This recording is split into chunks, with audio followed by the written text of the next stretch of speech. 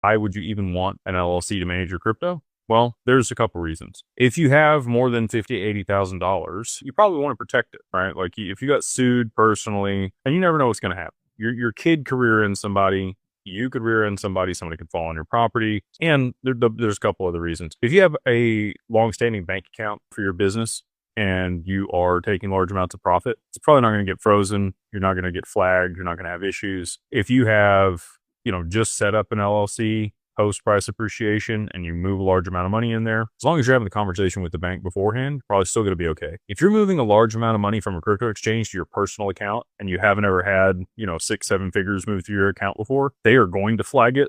They might even debank you, and they will hold that money for weeks until they send you a check. The other thing I would say about the operating agreement that we do very different than other people is we have specific considerations and language around digital assets in the operating agreement, the security of it, governance around it, the legal component there in Wyoming. There's legislation that's very beneficial for digital assets.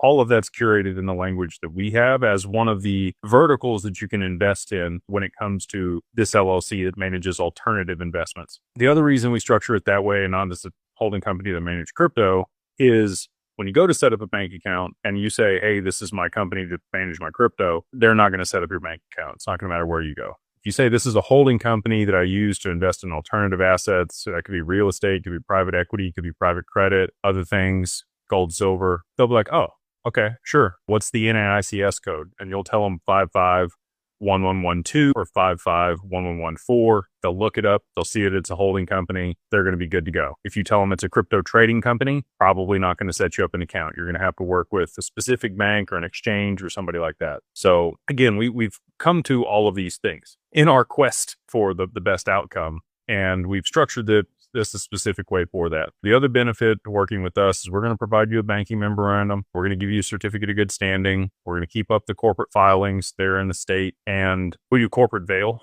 also. So if you want to work with us on it, you can go to digitalfamilyoffice.io and use the code 50OFF, 50OFFDAGLLC. Get you everything I just talked about: EIN, articles of organization, registered agent, certificate of good standing, banking memorandum, template for the operating agreement, and the corporate veil service for the whole year for $2,000 if you use that code.